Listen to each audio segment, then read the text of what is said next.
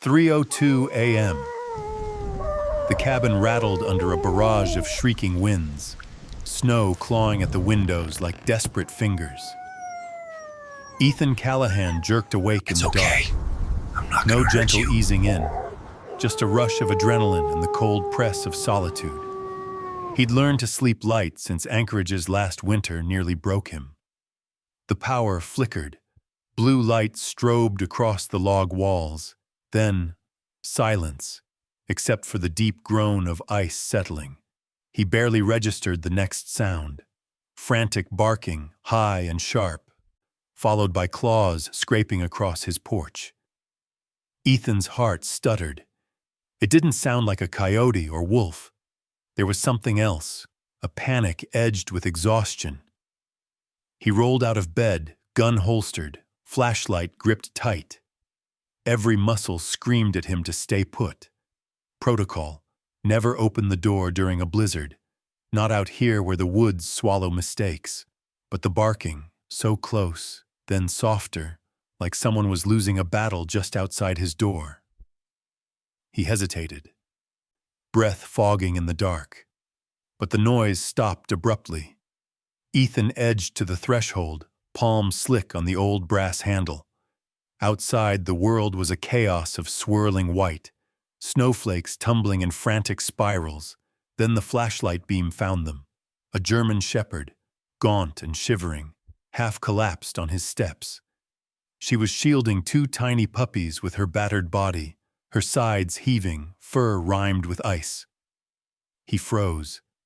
The mother's eyes met his, wild, pleading, unblinking. There was an animal terror in that stare, but underneath, something disturbingly human. Vulnerability, resolve. Ethan's pulse pounded as he did the silent math. Danger, disease, unpredictability. His cop brain ticked through possibilities. Dogs don't just show up in the woods in a storm unless they're running from something worse. Why here and why tonight? He scanned for movement in the trees, half expecting to see a shadow, a threat, anything that could explain this. He could almost hear his old sergeant's voice in his head. Don't let strays into your life, Ethan. They'll only bring trouble. But then the mother dog staggered, her back legs buckling. She managed a weak, defensive snarl, curling herself tighter around the whimpering pups. One puppy, a little ball of tan fur, lifted its head, met Ethan's gaze and let out a trembling, hopeful yip. Ethan's hand hovered over the latch.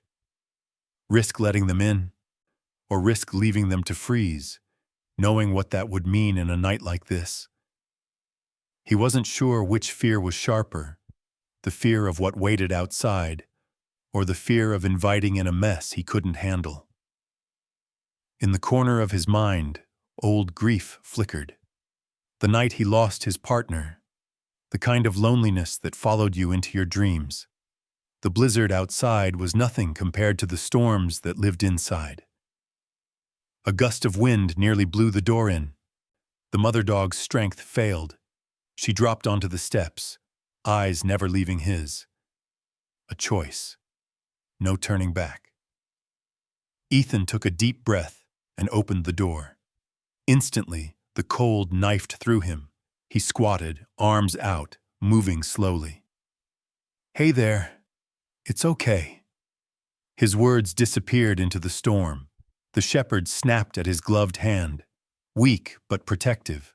The puppies huddled, trembling, but they were losing heat fast. He wrapped them all in his old patrol jacket, feeling ribs and bones under matted fur. His hands shook, not just from cold, but from a rush of something older. Compassion and terror, tangled together. He hauled the limp trio inside, setting them gently by the fire he'd let burn low hours ago. The shepherd snapped again, then lay still, her gaze locked on him.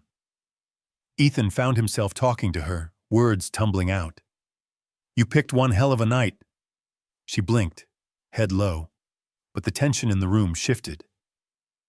One puppy, bolder than the other, nosed his palm, pressing a cold, wet muzzle against his skin.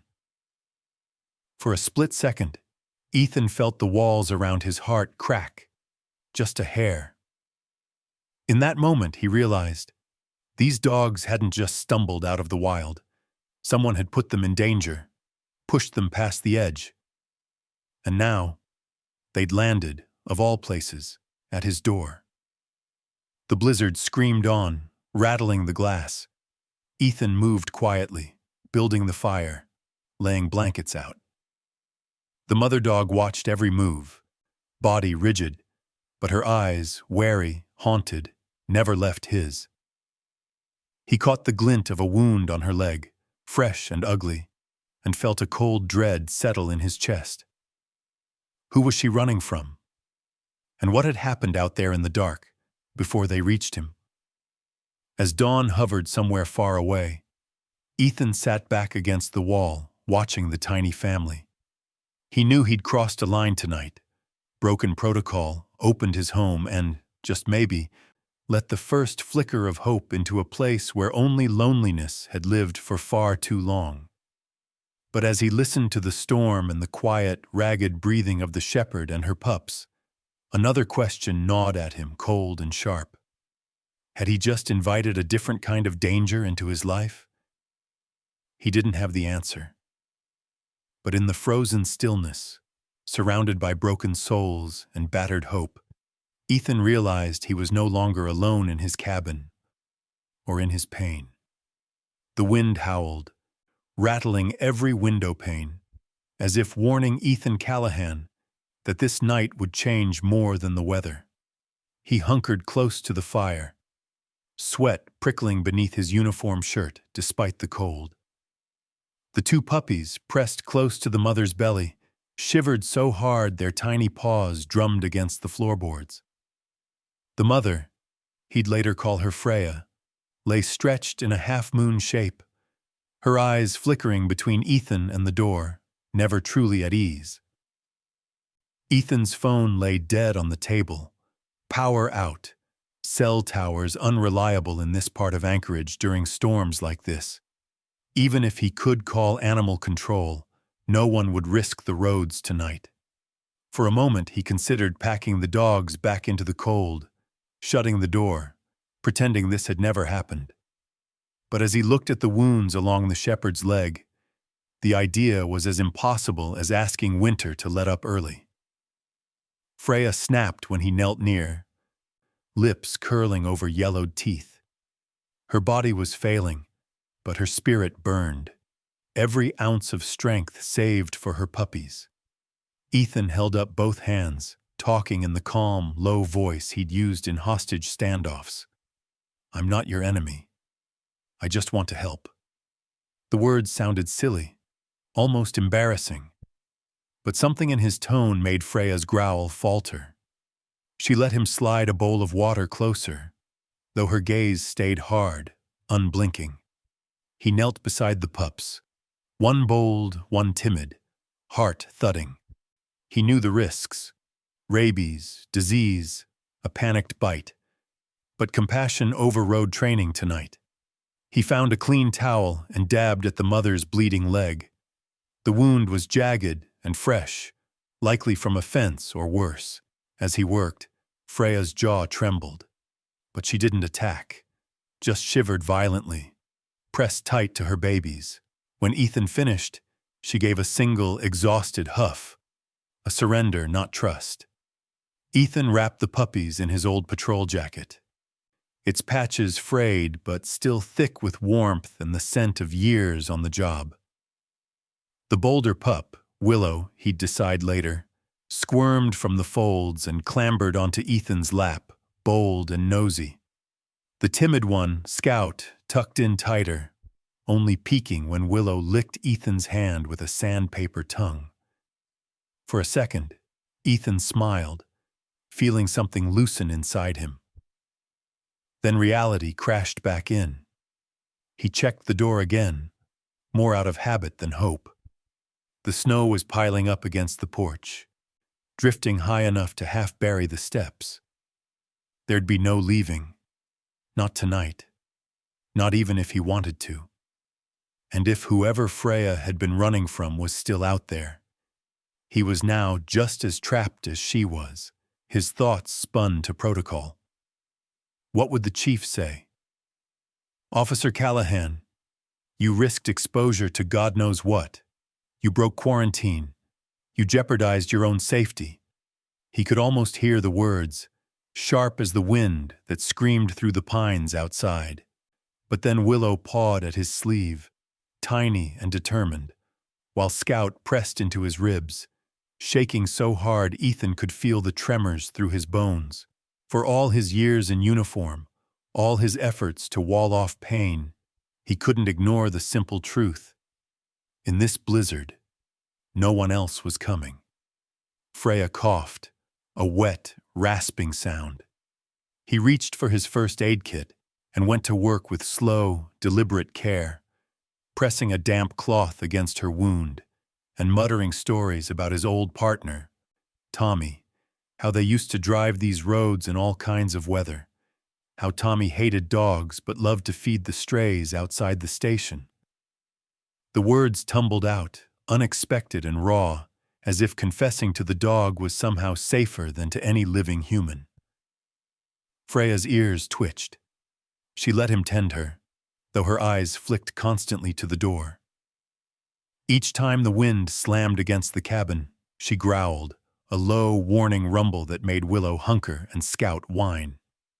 Ethan realized with a start, she wasn't just cold or hurt. She was afraid, and not of him. As he checked the wound, he found other scars, old, healed, the marks of a hard life. What kind of human could do this? Who would drive a dog and her pups into the worst blizzard in 30 years? The idea made Ethan's hands clench. But there was no time for anger now. He layered more firewood onto the coals and found some old canned stew. The puppies squeaked when he filled a bowl and set it down. Willow, ever brave, dove right in. Scout hovered, hesitant before nibbling. Freya watched every bite, refusing to eat until they were fed, eyes never leaving Ethan for long. The power flickered back to life, momentarily lighting the room in soft gold. Freya's shadow danced huge and uncertain on the wall.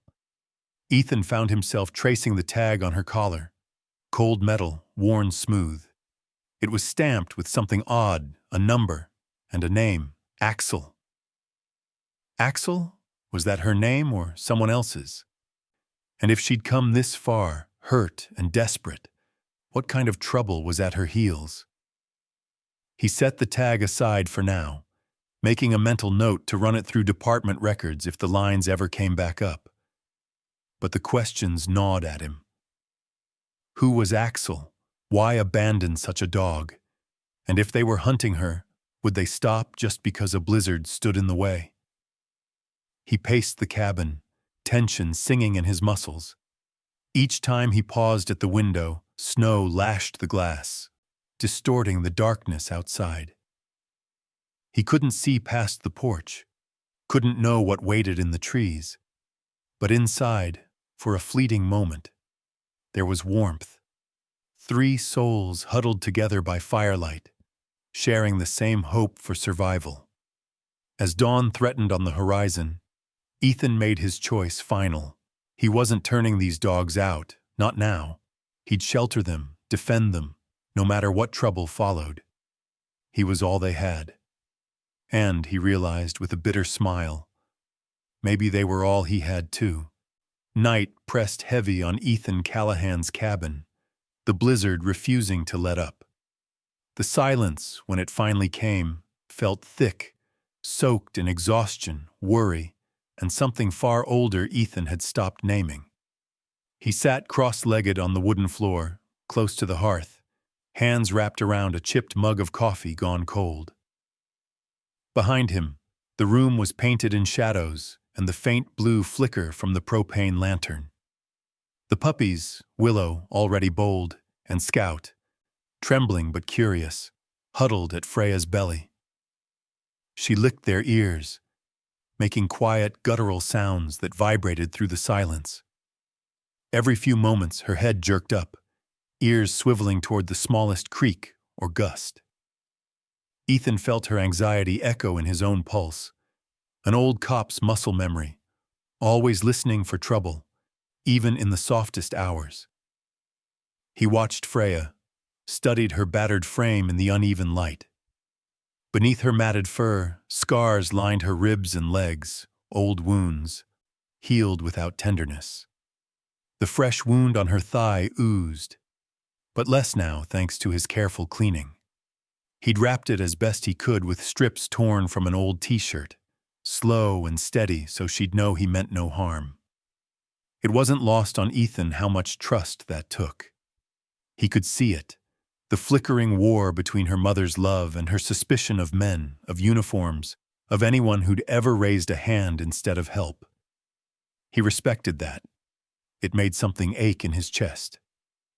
The fire hissed, a log collapsing inward, sending sparks up the flue. Ethan took a slow breath, the warmth soaking into his skin, but not his bones. He glanced at the battered badge sitting on the table, a habit from years back, when losing it meant disaster. Now, it was just a reminder of everything he'd lost. His partner, his peace, his sense of purpose. He leaned his head back against the wall, eyes half closed. The storm outside had faded into the steady sigh of wind through trees. Freya shifted, winced, then laid her head down, never looking away from him. The puppies made soft, squeaking noises, tiny, hopeful sounds in the hush. In that strange, quiet hour, Ethan found himself speaking, barely a whisper.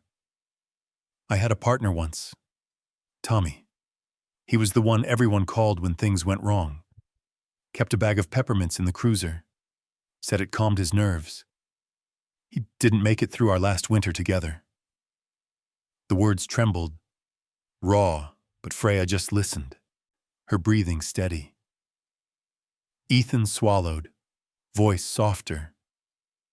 Sometimes I wonder if I'm even meant to keep going. The cold doesn't just get inside your house out here. It gets inside you. For a while there was only the sound of the fire and the puppies' soft breaths. But the air between them shifted, something unspoken, a moment of honesty that felt like dropping his guard for the first time in months. Ethan glanced at Freya. You lost someone too, didn't you? He murmured, watching as her ears flicked, eyes holding his, as if she understood every word. He blinked, surprised at his own vulnerability. For months, he'd been an island, reliable, stoic, professionally distant. It was easier not to feel too much, easier not to risk another loss. But now, kneeling in the lamplight beside a broken dog and her puppies, Ethan felt old walls starting to shift. Not crash down, not yet, but creak, admitting that maybe, just maybe, he could be more than a man alone with his ghosts. He studied the old scars on Freya's body, wondering what kind of cruelty she'd survived. He didn't have answers, only the growing realization that she'd made it this far by sheer force of will, the same stubbornness that had kept him alive through grief and guilt. The minutes ticked by, the wind picked up, rattling the door. But Ethan stayed where he was, silent and steady. He watched the flames die down, then nudged another log into place, careful not to disturb the sleeping pups. Freya's eyes followed every move. Time slipped, slow and syrupy. At some point, Willow woke and toddled over, sniffing at Ethan's boots. He lifted her gently, feeling her heartbeat skitter against his palm. You're not afraid, are you? He said, more to himself than to her. Wish I could say the same. Willow nuzzled his wrist, then let out a tiny sneeze that made him laugh. A real laugh, rusty and awkward, but real. The sound startled Scout, who pressed closer to Freya. Ethan set Willow down, ruffling her fur, and glanced at the window. No shapes in the dark, no lights, just the endless snow. As exhaustion weighed him down, he felt the old pain rising, memories of Tommy, of that night, of the helplessness that haunted his sleep. He let himself remember the radio static, the sirens swallowed by wind, the way hope died when the call went out for backup that never came. He remembered the long silence afterward, when there was nothing left but cold, and the echo of what might have been. Ethan bowed his head, letting the grief pass through him, not fighting it for once. The puppy's breathing, Freya's steady gaze, the warmth of the fire, they grounded him in the now, anchored him against the pull of memory. He spoke again, words rough.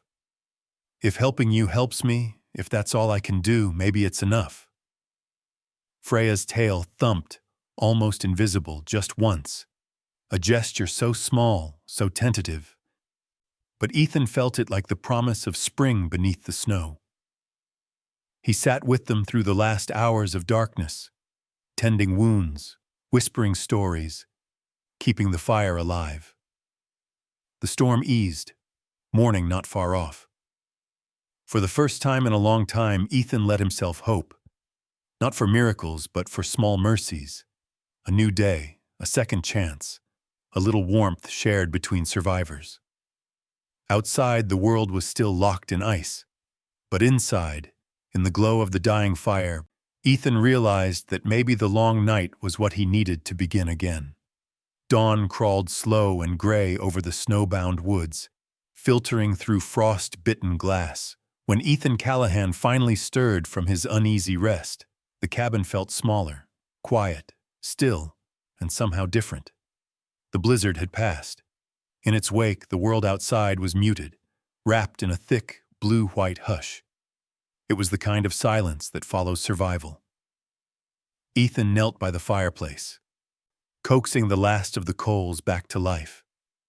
His hands were stiff, aching from a night spent on the hard floor beside Freya and her pups. Every movement, every scrape of log on stone drew Freya's wary gaze. She hadn't slept, or at least never fully let herself slip into peace. The pups, Willow and Scout, stirred at her belly, nipping and squirming, restless for food and warmth. He busied himself with breakfast, simple, just eggs cracked into a battered skillet, the smell filling the small space with the promise of something normal.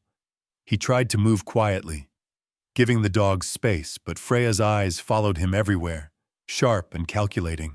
When he set the skillet on the table and ladled a portion into a bowl, Ethan hesitated. Freya's posture tensed. He inched closer, then knelt and pushed the bowl toward her across the floor, careful to keep his movements slow, deliberate. He backed away, hands raised, watching for any sign of panic. At first, nothing happened. The pups whimpered, hungry, but Freya stayed between them and the food, gaze flicking between Ethan and the bowl. Only when he retreated to the far side of the room did her posture soften, just a fraction. Scout, trembling, nosed his way forward, paws slipping on the worn boards. He reached the bowl and sniffed, uncertain. Freya watched for a long moment, then, as if making a decision, let out a single quiet huff. Willow joined her brother, bold and bright-eyed, diving into the meal. Ethan held his breath as Freya leaned down and ate, but only after her puppies had their fill. It struck him, her entire world reduced to these two lives, every instinct dedicated to keeping them safe, even if it meant risking herself. He understood that feeling better than he wanted to admit. He finished his own breakfast in silence, boots resting on the stove's edge. The dog's presence filled the cabin with a new kind of energy, nervous, hopeful, almost electric. He found himself watching Freya as much as she watched him, studying every shift of her body, every glance. When he caught sight of the metal glint on her collar, he leaned forward, curiosity gnawing at his caution. There, embedded deep in the cracked leather, was an old, illegal dog tag. Ethan frowned, sliding his hand into his jacket for a glove. He spoke softly. Words meant more for himself than for her. "Let's see what secrets you're carrying, huh?" He reached out, palm open. Freya stiffened, but didn't bite. Her hackles rose, ears back, a deep rumble in her throat. But she let him get close. He turned the tag in his gloved hand. It wasn't hers. The name stamped on the tarnished metal, Axel, below it, a faded phone number. Ethan stared at the tag, puzzling over it. He knew the local animal laws. Collars with the wrong names, numbers that led nowhere, meant trouble. Often, it was a sign of an underground breeder, someone hiding their tracks. Hoping no one asked questions about the dogs that passed through their hands, he scribbled the number onto a pad, planning to check it when the lines were up again. Was Axel her real owner, or just another link in the chain that left her abandoned in the cold? He spent the rest of the morning mending Freya's bandages and checking the pup's health. Willow squirmed and barked, tail wagging at the smallest thing, a bootlace, a thread on his jeans, the glint of light on the kettle. Scout stayed close to Freya, venturing away only when coaxed by his sister. Ethan smiled, watching their different natures unfold. Even in a single morning, midday brought a brief flash of sunlight through the trees. Ethan stepped onto the porch, snow crunching under his boots, the landscape dazzling and harsh. The storm had left drifts higher than his knees. He could see animal tracks in the yard, sharp and clean, but no sign of anything human. Inside, Freya paced by the door, nose pressed to the gap beneath. Every sound, wind in the trees, the thump of distant branches, sent her into a low, tense growl. Ethan crouched beside her, speaking in the soft, measured cadence he'd mastered on midnight patrols. "It's all right. No one's getting in here. Not while I'm here." Her tail thumped, almost imperceptibly, and she sat, breathing out a long, shuddering sigh. For a few heartbeats, the distance between them shrank. Not gone, but thinner, like a thread pulled taut. He let her be, respecting the boundaries she set. Over the next hours, Ethan worked around the cabin, cleaning, shoveling snow from the porch, checking for cracks in the windows. Every so often, he caught Freya watching him, eyes softening just a bit. When the light faded and the sky bruised with evening, he set out fresh food, this time placing the bowl closer to his own boots. Willow ate first, fearless, then Scout. Freya hovered, wary, before lowering her head to the meal. It wasn't trust yet, but it was something. A first step, a silent connection forged in the aftermath of the storm. As darkness pressed in, Ethan found himself lingering by the window, the tag still warm in his palm. He wondered about the world Freya had come from, the hands that had shaped her scars, the secrets hidden behind a name that wasn't hers. And he wondered, for the first time in a long while, if maybe, just maybe, he and these dogs could help each other find their way back from the edge. Ethan Callahan stepped out onto the porch as morning deepened, the cold cutting through his parka, sharp as regret. The world outside was silent, muffled by snowdrifts so deep he had to wade through them sideways. The storm had left Anchorage glazed in white, the trees bending beneath the weight, the sky an endless wash of steel blue. Each breath hurt, nostrils freezing, lungs stinging. But it was more than weather that made Ethan tense. He felt watched. He scanned the tree line, eyes narrowed. Years of police work had taught him that trouble didn't always announce itself. Sometimes it lingered, patient, calculating, waiting for a mistake. His boots crunched on the snow, a lonely sound. Something wasn't right. He'd learned to trust that feeling. Freya's shadow flickered behind the frost-paned window. She paced, tail rigid, nose pressed to the glass. Willow and Scout were a flurry of movement inside, but Freya's attention never wavered from Ethan and the woods beyond. He moved along the porch, the snow squeaking underfoot. At the edge, where the drifts thinned, he spotted something. Prints in the powder, too big for a coyote, too fresh to have been made before the blizzard. They circled the property, weaving in and out between trees, looping back toward the cabin, as if testing the perimeter. Ethan crouched, studying the tracks. The stride was uneven, but the boots, he could see the waffle pattern, unmistakably human. There were no tire marks, no animal scat, nothing else to explain it. Just a single set of footprints, wandering where no one should have been able to wander last night. He felt a cold dread crawl up his spine. Someone had come through the storm, risked frostbite or worse, to get close to his home. But why? A flicker of color caught his eye. Caught on a broken rail of his fence was a torn scrap of dark cloth, frayed and stiff with ice.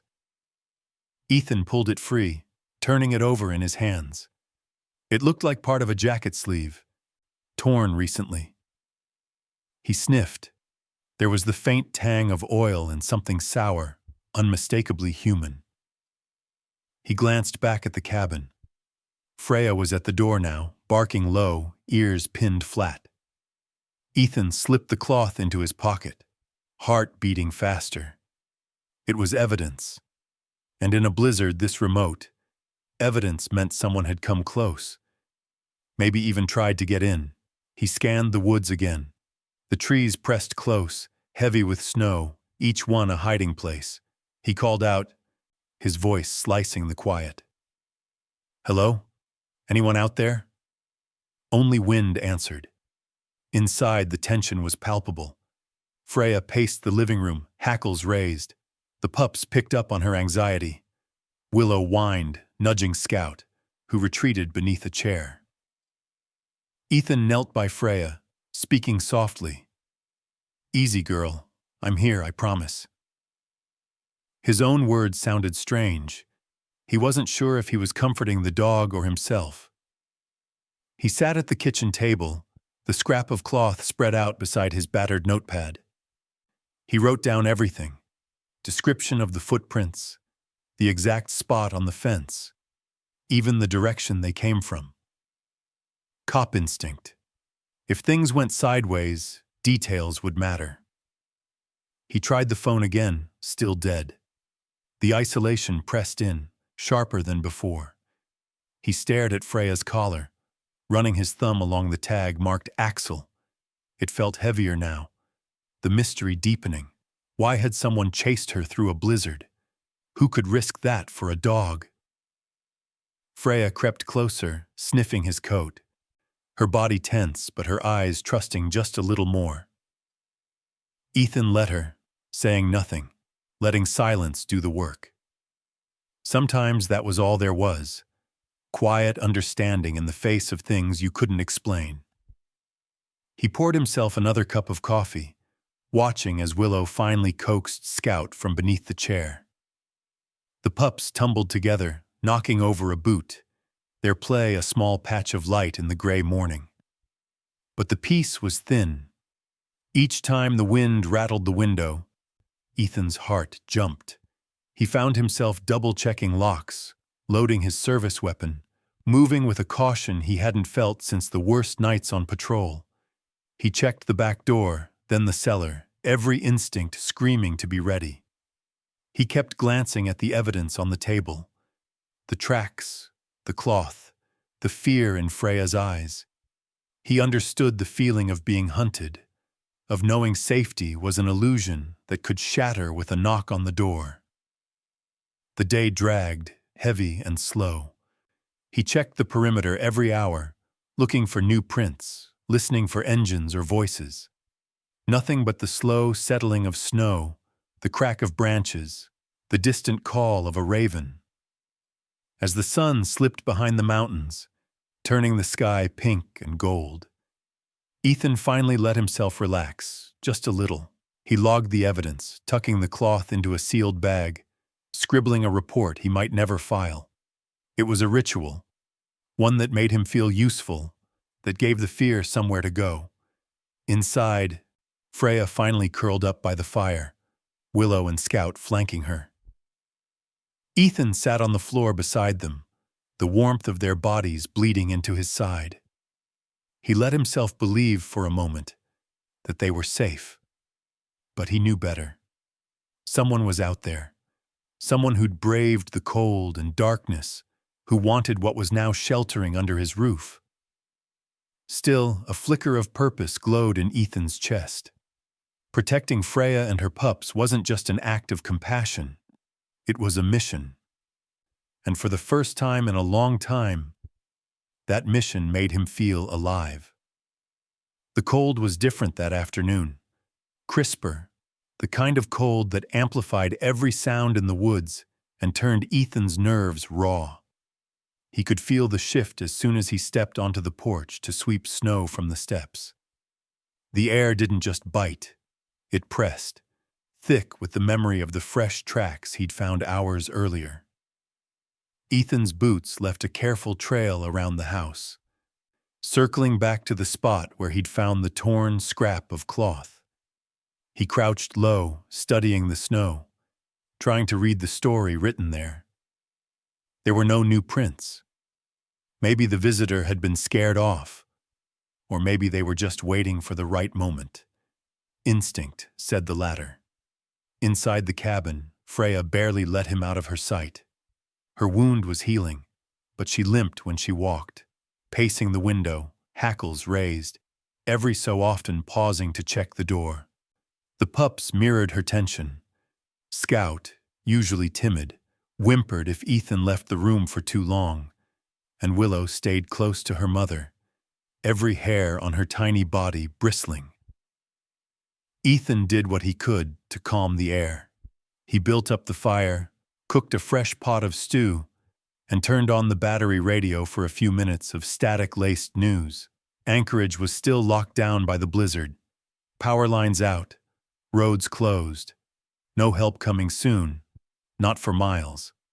The radio host joked about the coldest snap in 3 decades and signed off with a crackle. A knock echoed through the cabin.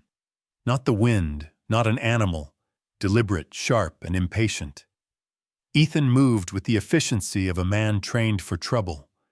He slid his sidearm from the holster, motioned Freya to stay, and stepped to the door.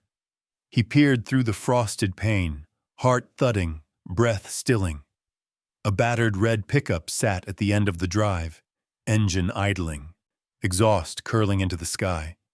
The man by the porch was broad-shouldered, face hidden beneath a fur-lined parka, gloved hands shoved deep in his pockets. Ethan saw only the eyes, cold, sizing him up. "Help you?" Ethan called, voice even, badge clipped to his belt, just visible under his coat. The stranger didn't smile. "Heard you might have picked up a stray. Female shepherd. Big tough girl. That ring any bells?" Ethan's gut twisted. He played it calm. "You're a long way from the main road to be looking for a lost pet in this weather. Dog belongs to me." The man's eyes flickered, voice tight. "She ran off with a litter. Been looking for him everywhere." Freya was growling now, low and guttural, pressed against the door behind Ethan, her body a wall between her puppies and the stranger's voice. Willow and Scout huddled beneath the table. Ethan didn't move. "If you've lost a dog, call animal control. I haven't seen anything." The man leaned forward, his voice turning hard. "I know she's in there. That's my property. I want her back." Something in his tone, the word property, the certainty, set Ethan's teeth on edge. He shifted, blocking the man's line of sight. This is private land. I'm asking you to leave. Now." For a long moment, the stranger just stared, sizing Ethan up. Then, as if thinking better of a fight he couldn't win, he jerked his head toward the pickup. "This isn't over. You'll be seeing me again." He stalked to his truck, slammed the door, and spun out in a spray of gravel and snow. Ethan watched until the taillights disappeared into the trees. Only then did he lock the door, double-check every window, and draw the curtains. Inside, the tension was thick enough to taste. Freya sat by the fire, her breathing shallow. Willow crept onto Ethan's lap, shivering. He called the department with the backup satellite phone, got only static. He left a message anyway, voice steady but urgent, logging the incident. Possible illegal breeder, threatening behavior, description of truck and suspect. The rest of the day passed in anxious bursts. Ethan fortified the cabin, checking the locks, moving heavy furniture to block the doors. He watched the drive from the window, service weapon never far from reach. The man's words echoed. Property, mine, not over. Evening crept in. Shadows lengthened, blurring the edges of the snowfields. Every sound, the snap of a log, the crunch of ice outside, made Ethan jump. He took comfort in the small things, the rhythm of the pups at play, Freya's wary gaze as she accepted water from his palm, the firelight flickering over the scars on her face. After dinner, he found himself talking to Freya in the dim. "Who did this to you?" he asked, not expecting an answer. She gazed back, something haunted and fierce in her eyes. The collar and tag felt heavier than ever. A heavy thud outside jolted everyone to attention. Freya on her feet, the pups scattering, Ethan's hand closing around his gun. He waited, breath held. Silence. When he finally crept to the window and peered through the curtain, he caught a glimpse of headlights moving slow at the far edge of the trees, the pickup cruising the perimeter. Watching, waiting. Ethan's old instincts, the ones he'd buried beneath years of routine patrols and loss, surged back. He was being hunted, just as surely as Freya had been. But this time he was ready. He knelt by the fire as the pups curled around his boots. Freya eased her chin onto his knee, eyes shining with something he hadn't seen before. Trust, fragile and new. The stranger would be back. But so would Ethan's resolve. He was done running from ghosts. Tonight, he would fight for the living. Night returned, heavy and absolute, swallowing Ethan's cabin in a blackness broken only by the wavering glow of the fire. He moved quietly through the rooms, double-checking every lock, wedging a chair beneath the front doorknob, then pausing at the window to scan the driveway. The world outside looked endless and empty, but Ethan's gut said otherwise. He felt watched, a sense so sharp he could taste it, metallic and cold at the back of his throat. He loaded his service weapon, sliding an extra magazine into his pocket. For years he'd hoped never to use it off-duty again, but tonight the ritual felt necessary. As he moved through the shadows, Freya paced at his side, every step a silent question. Willow and Scout whimpered, crowding beneath the couch. He shushed them gently, offering reassurance he barely believed. "I won't let anyone hurt you. Not now, not ever." Ethan settled near the front window, keeping low. He could feel his heartbeat in his fingertips, his senses stretched tight, every sound magnified. The wind in the trees, the creak of snow settling off the eaves, the occasional bark from Freya, pitched low and urgent. The world was a maze of tension. One wrong move and everything could snap. Minutes dragged like hours. The only light was the trembling orange from the fire, and the dull green blink of his radio, still without signal. He checked the time. Nearly midnight. His eyes burned from lack of sleep, but adrenaline kept him sharp. A sudden noise split the quiet. A car engine, muffled by distance but unmistakable, drawing closer through the woods. Ethan tensed. Headlights flashed through the trees, illuminating snowbanks and naked branches. The battered red pickup crawled up the drive, stopping just short of the porch. A man's silhouette moved behind the glass, face hidden in shadow. Then a fist hammered the door, loud and deliberate. "You in there? I know you've got my dogs!" Freya lunged at the window, snarling, teeth bared. Willow yelped and scurried deeper beneath the table. Ethan motioned for Freya to stay, then called out, calm but forceful, "Police! Back away from the house! You're trespassing!" The man laughed, a harsh, ugly sound that bounced around the cabin. "You think I care about that badge? Open up and give me what's mine, or things get ugly." Ethan's hands shook, not from fear, but from the rush of something old. Duty, a promise to protect. He checked the bolt on the door, set his phone to record, and braced himself. "You need to leave. Now, this is your last warning." The man rattled the doorknob, then kicked the frame hard. The wood groaned but held. "You got no backup. You're alone out here. You really gonna risk it for some mutt?" Ethan drew a breath, finding the voice he'd once used in hostage negotiations, low and certain.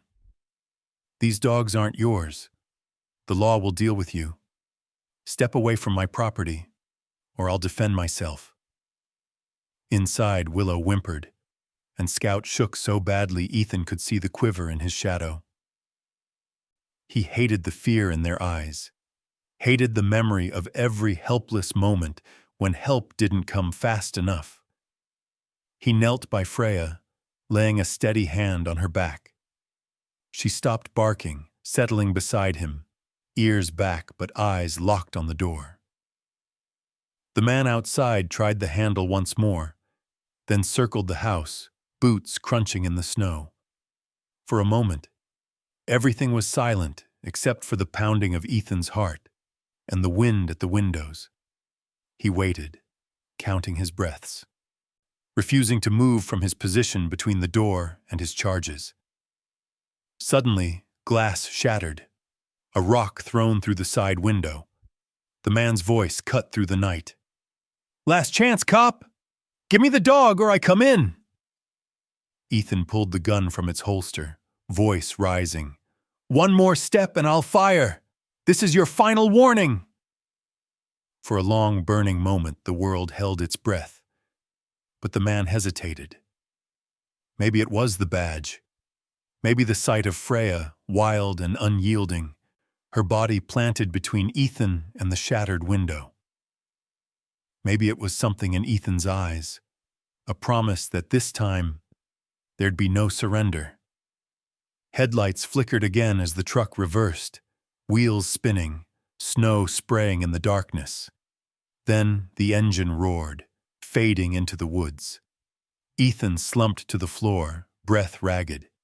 He held Freya close as she whined, tense and quivering. The pups scrambled into his lap, Willow barking, a sharp, defiant sound that echoed the defiance in Ethan's chest. He checked the house, boarded the window, and called the nearest deputy, his voice urgent but measured, reporting the attack. The answer came back, garbled and distant. Backup was still an hour away, roads treacherous, but help was coming. He spent the rest of the night in the living room, weapon close, Freya and the pups pressed to his side.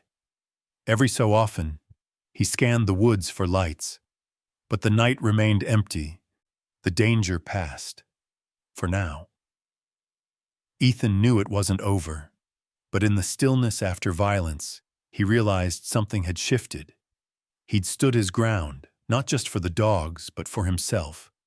He'd made the hard choice, the right choice. In the soft orange glow, Surrounded by battered souls and silent courage, Ethan let his guard drop for just a moment. He pressed his forehead to Freya's and whispered, "We're going to get through this. I promise." For the first time in a long time, he believed it. The sun crawled up over the ridge, fragile and pale, as if uncertain it was safe to shine after the chaos of the night. The shattered window was boarded over with scrap plywood. Cold seeped through the cracks, but Ethan barely noticed. Adrenaline still burned in his veins. He hadn't slept. The memory of boots in the snow, fists on the door, and the stranger's threats replayed in his mind on a loop. Freya slept with one eye open, wedged against the front door. Willow was draped over her paws, Scout curled behind her. Every so often, Freya's ears twitched at the smallest sound, muscles tense and ready. Ethan sipped lukewarm coffee, hands shaking, phone pressed to his ear. After 3 tries, he reached dispatch. Melissa, the widow of his old partner Tommy, her voice a lifeline across the miles. "Ethan, you okay out there?" He hesitated, pride warring with vulnerability. "We had a break-in attempt. Red pickup male claims the shepherd's his property. Threatened to come back." Melissa's voice grew sharp.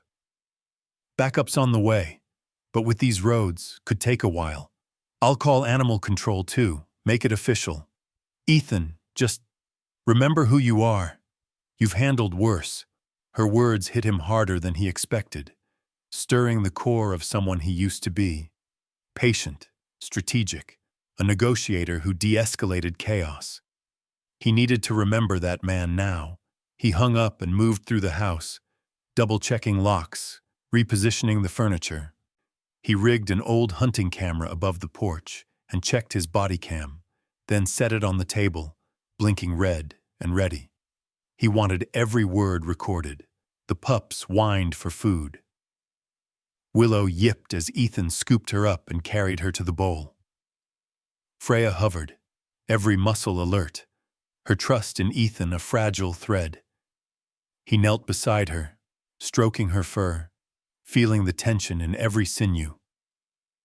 "We're safe. I won't let him take you, I promise."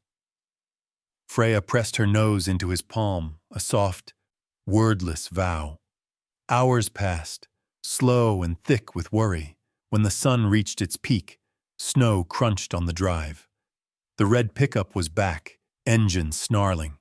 Ethan's heart hammered, but he forced himself calm, voice steady, movements measured.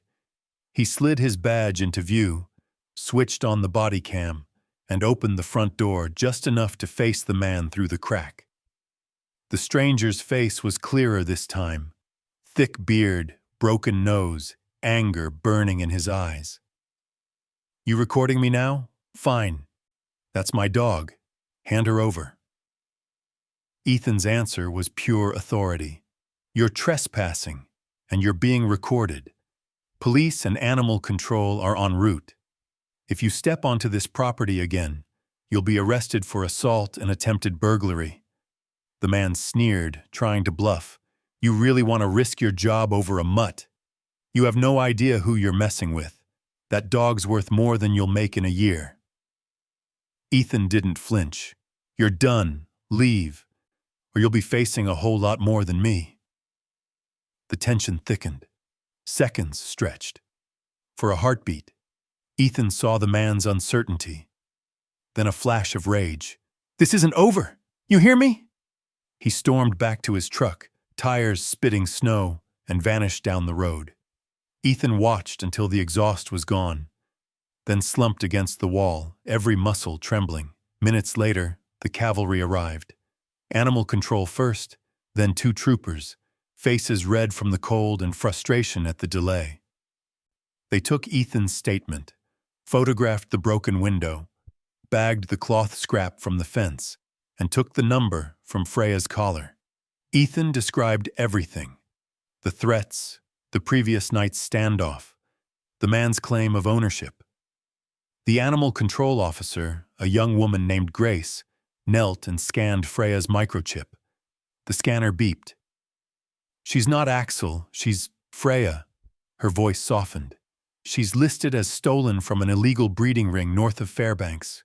She's lucky you found her, officer." Ethan felt something uncoil inside him, a knot of tension, looser now that her past had a name, her suffering explained. Grace pressed a temporary custody form into his hand. "You're her safe harbor for now. If you want, you can foster them until the investigation's over." He signed the paperwork, each stroke of the pen a promise.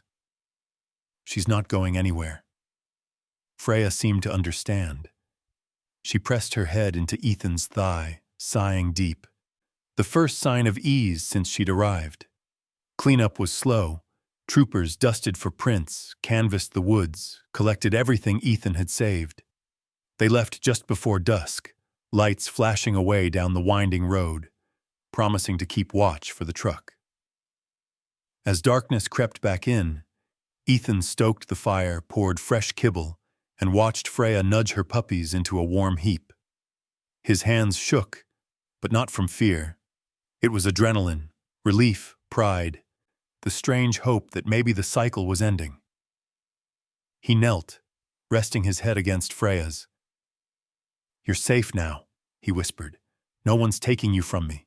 Not now, not ever." Outside, the wind picked up, rattling the patched window. But the cabin felt stronger, fortified by the bonds forged in its walls. For the first time, Ethan saw not just survivors, but a family, rescued, battered, and together. And he realized he'd broken a cycle, one of running, of loneliness, of letting the past win. In saving Freya, he was saving himself. The deep freeze of winter began to ease, though the world outside Ethan's cabin was still wrapped in snowdrifts and silence. The sun lingered a little longer in the sky each day, its rays dripping through the bare trees, hinting at the distant promise of spring. It wasn't just the season changing. Inside, something warmer was blooming too. Ethan woke each morning to the shuffle of paws on floorboards and a soft, wet nose nudging his hand. Freya, once guarded and wounded, had relaxed by degrees, no longer flinching at every sudden sound. Now she dozed beside the hearth, one eye half open, as Willow and Scout tumbled over each other, exploring every inch of the small cabin. Willow was first to brave new rooms and corners. Scout followed, cautious but growing bolder with each passing day. Their energy was infectious, the house once haunted by quiet, pulsed with life. Ethan had changed too. He noticed it first in the little things, the way he smiled at Willow's mischief, the laughter that slipped out when Scout barked for the first time, the softness in his tone as he talked to Freya, sharing details about his day or reading aloud from the paper as if she might answer. The boundaries he'd kept so long, against pain, against hope, began to melt little by little. He started walking patrols with Freya at his side, keeping her on a leash for safety, her head held high as they crunched through the snow. At first, she eyed strangers warily, but as neighbors greeted them, curious about the police officer's new companion, she let herself be patted and praised. Children, bundled in bright jackets, giggled as Willow and Scout wagged their tails, their puppy enthusiasm irresistible. Sometimes Ethan stopped along the river's edge, the ice gleaming underfoot, and let the silence settle. He'd grown used to solitude, but now he craved connection. He found himself telling Freya about Tommy, about the old days at the station, about the night the world broke, and how he'd survived only by shutting himself away. Freya listened, her big amber eyes unblinking, her presence a comfort he hadn't known he needed. The case around Freya moved slowly. The police tracked down the man in the red pickup, who turned out to be part of a larger ring trafficking stolen and abused dogs across the state. Charges were filed. Grace, the animal control officer, called with updates and checked in on the little family, bringing extra kibble and a new bed for the pups. She told Ethan, "People in Anchorage are talking about you, about Freya, about what it means to do the right thing even when it's hard." The words embarrassed him, but they also made him proud in a way he'd nearly forgotten. Word spread. Officers from Ethan's precinct dropped by, bringing treats and awkward smiles. Neighbors offered to help with repairs, fixing the shattered window and hauling firewood. Sometimes Ethan would catch himself surrounded by laughter, coffee mugs steaming, the room filled with voices and stories, and realize just how long it had been since his home had felt like part of the world. One crisp morning, a letter arrived at the station, handwritten, shaky, but heartfelt. It was from a woman who'd heard Freya's story and wanted to thank Ethan for what he'd done. "When I lost my own dog, I thought I'd never open my heart again. You reminded me it's possible," she wrote. "Thank you for reminding us all what kindness looks like." The message humbled Ethan, stirring something deep and healing. He began to attend a therapy group for first responders, always with Freya at his side. He was quiet at first, but as weeks passed, he found himself sharing about loss, about fear, about how saving one life, even a battered shepherd and her pups, had started to mend something broken in him. He wasn't alone. Other officers admitted their own struggles. Neighbors who'd once kept their distance now shared meals, stories, and hope. Freya became a symbol, a survivor, yes, but also a healer. On a rare afternoon of sun, Ethan took Freya and the pups to the park. Scout hesitated at the edge of a snowbank, then tumbled into Willow, who barked and spun in delighted circles. Freya, for the first time, rolled onto her back in the soft snow, paws in the air, tongue lolling in pure joy. Ethan knelt beside her, running his fingers through her thick fur. "You saved me too, you know," he whispered, voice rough with emotion. Freya licked his hand, tail thumping, a quiet affirmation. That night, as the sky faded to violet and the fire cast dancing shadows on the wall, Ethan sat by the window with Freya's head in his lap, the pups curled together at his feet. He thought about the months of darkness, about the night Freya had clawed at his door, about the storms, inside and out, that they'd survived together.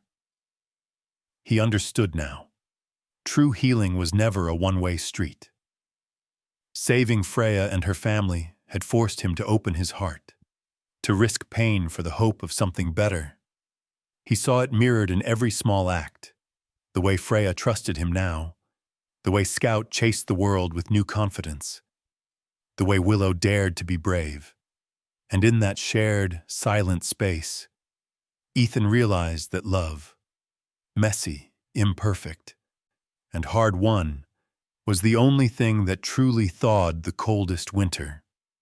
Spring came slowly to Anchorage, as if Alaska itself was cautious about believing in warmth again.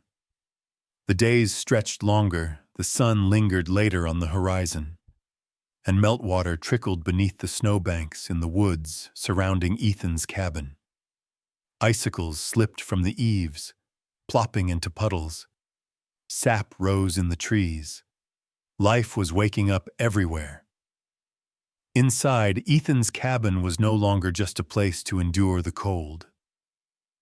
It had become a refuge, alive with the sounds of paws on wood, laughter, and the soft, familiar snores of Freya curled beside the fire. Willow and Scout had grown leggy and confident, their coats sleek and eyes bright, exploring every corner of their world. Their playful yips filled the house, echoing down the hallway, out into the yard where they'd chase each other until they collapsed in a warm pile under the spring sun. The cabin's transformation was more than physical. Ethan felt it every morning when he opened the door to neighbors and friends, when he heard children's giggles as they reached down to stroke Freya's head, or when a fellow officer would stop by, not out of duty but just to visit. The house, once silent and shuttered against loss, now thrummed with life. Ethan found purpose in the small routines, cooking breakfast for 3 hungry mouths, patching up chewed slippers, tending to the growing garden out back. On weekends, he and Freya volunteered at a local rescue, helping other abandoned animals find second chances. The story of Freya's survival and Ethan's own spread through the community, drawing people in. Donations arrived, sacks of food, toys, blankets, and sometimes just cards scrawled with encouragement. One child brought a drawing of Officer Ethan and Superdog Freya, defeating the villains and saving the day. But it wasn't just the outward changes. The thaw had reached something deeper inside Ethan.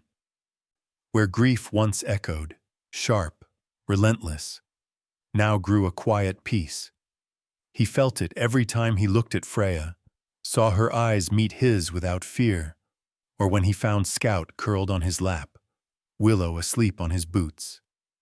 Even on hard days, when doubt crept in or the old nightmares returned, Ethan knew he wasn't facing them alone. He started a foundation in his partner Tommy's memory, a small nonprofit dedicated to rescuing abused animals, advocating for stronger protections, and supporting first responders who struggled with trauma. Officers, townspeople, even children from the local school got involved. Ethan spoke at events, telling Freya's story, sometimes haltingly, always honestly. "She didn't just need saving," he'd say. "She taught me how to live again." The case against the breeder in the red pickup moved slowly but surely through the courts, and more dogs were rescued, thanks in part to Ethan's evidence. The state recognized his efforts, and though he brushed off the formal praise, it meant something to see justice done, to know that the cycle of abuse had been broken, at least for Freya and her pups. Evenings in the cabin became sacred. The fire burned bright. Scout and Willow sprawled like sentinels at the hearth, and Freya always by Ethan's side, her chin on his knee. He'd read or write letters, sometimes penning words he never sent, thoughts to Tommy, to the pups' unknown future families, or simply reflections on what it meant to survive and to heal. One golden evening, as the sunset spilled through the window, Ethan wrote a letter he knew he'd keep forever. He addressed it to Freya, never meant to be sent, but written all the same. "Dear Freya, you clawed at my door on the coldest night, battered and afraid, and changed my life. You reminded me that courage isn't the absence of fear, but the will to protect what matters. You showed me that healing is possible, even when you think you've gone too far to ever come back. Thank you for teaching me how to hope again, how to trust, and how to love, one small, stubborn act at a time." He slipped the letter into a drawer, heart steady, feeling the full weight and grace of the journey they'd shared. The last snow melted, revealing the muddy paths winding through the woods. Children came to visit, bringing flowers for Freya's collar. Officers brought dogs they'd rescued, hoping to learn from Ethan's example. His porch was never empty now. Sometimes, at night, he'd step outside and listen to the laughter and the barking echo through the twilight, feeling the ache of his old loneliness replaced by a belonging that ran deep. Freya had become more than a survivor. She was the heart of the home, the emblem of second chances, and Ethan, once lost in sorrow, had built something lasting out of the wreckage, a sanctuary where pain could be named and eased, where broken lives could mend, where love, even after winter, could begin again. In the end, the story of Ethan and Freya wasn't about a single act of rescue. It was about the everyday courage required to face pain, to trust, and to begin again. It was about how kindness, offered and received, can ripple outward, breaking cycles of loneliness and abuse, giving others permission to hope. Their journey showed that true sanctuary isn't just a place. It's a promise to protect, to nurture, to believe that everyone, human and animal alike, deserves a second chance. Ethan's cabin, once a refuge from the world, had become a place where healing was shared, where hearts thawed together in the warmth of belonging. If this story moved you, don't forget to like and follow our channel for more tales of hope, courage, and the extraordinary bonds between people and the animals who change their lives.